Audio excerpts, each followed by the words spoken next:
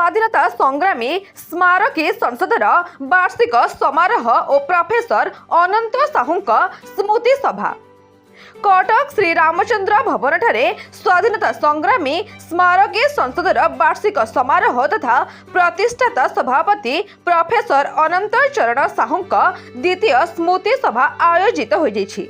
Doctor Raviranjan साहूंक सभापतित्व में अनुष्ठित यह सभारे बहु विशिष्ट व्यक्तिविशेष जोग देथिले।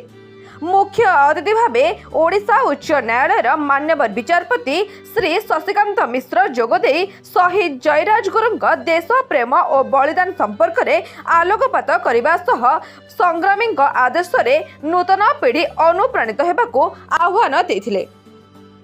एही अवसर में विशिष्ट इतिहासविद प्रोफेसर डॉक्टर निहाररंजन पट्टनायक को प्रोफेसर अनंत चरण साहू स्मारकी आदर्श शिक्षक सम्मान 2026 रे सम्मानित करा जायथिला। मुख्य वक्ता डॉक्टर प्रफुल्ल कुमार दास संसदर कार्यकलाप को प्रशंसा करथिले। उपसभापति बसंत साहू स्वागत भाषण, साधारण संपादक डॉक्टर सिद्धार्थ साहू वार्षिक विवरणी एवं कार्यकारी सभापति श्रीधर दास धन्यवाद अर्पण करथिले।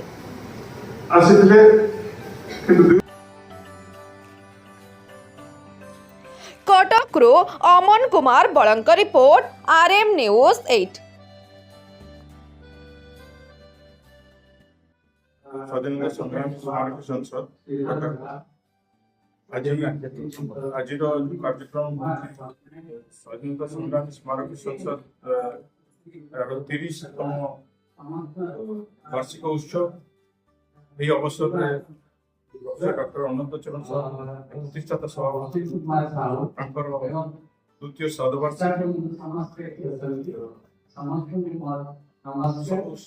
संग्राम स्मृतिचारण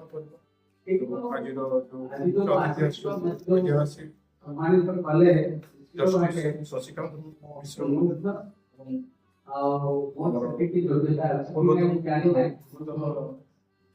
उच्च शिक्षा निर्देशक निहाररंजन पट्टनायक सम्मानित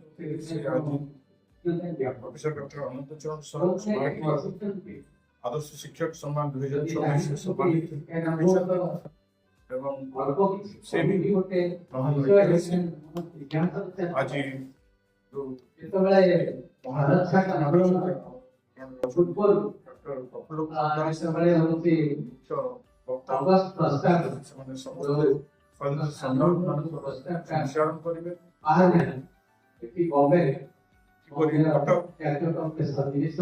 संग्राम संग्रामी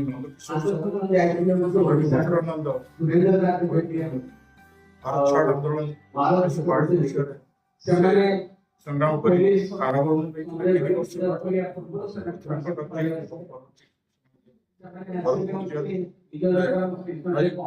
सर्वस्व बलिदान से विषय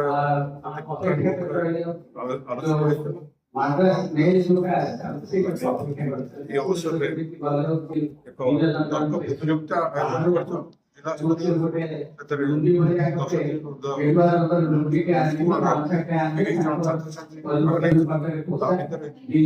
जयराज गुरु संग्रामी शहीद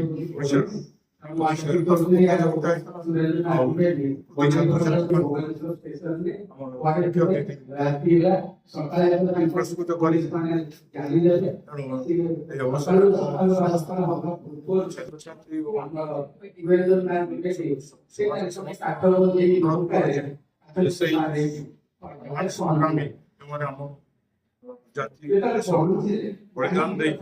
स्वाधीनता आनी विषय सर्वदा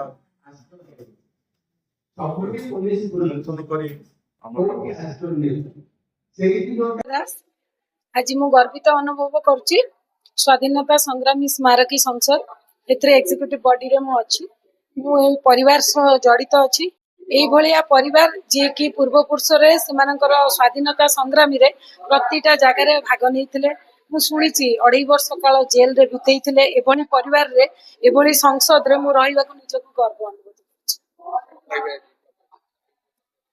प्रोफेसर साहू तो महान हस्ती थिले, रेवेन्सा रे भी सी वीसी रे थिले, ତାଙ୍କ ଯୋଉ ଥିଲା ଲୋକଙ୍କ ପ୍ରତି ସେବା ସେଟା ଆଜି ମଧ୍ୟ ଆମେ ଚେଷ୍ଟା କରୁଛୁ ତାକୁ ସାକାର କରିବାକୁ।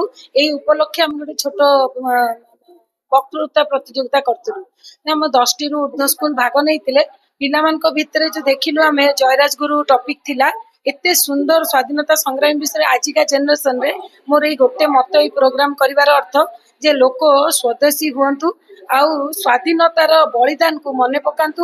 କିଛି ନହେଲେ ସ୍ୱାର୍ଥ ଛାଡିକି ଆମେ ଏଇଠି ନିଃସ୍ୱାର୍ଥ ଭାବରେ ଏଇ ସଂଗଠନଟା କରିଛୁ ସମସ୍ତଙ୍କୁ ସ୍ୱାଧୀନତାର ବଳିଦାନ ବିଷୟରେ ଦେଶର ସେବା ବିଷୟରେ ଆଗକୁ ନବାକୁ।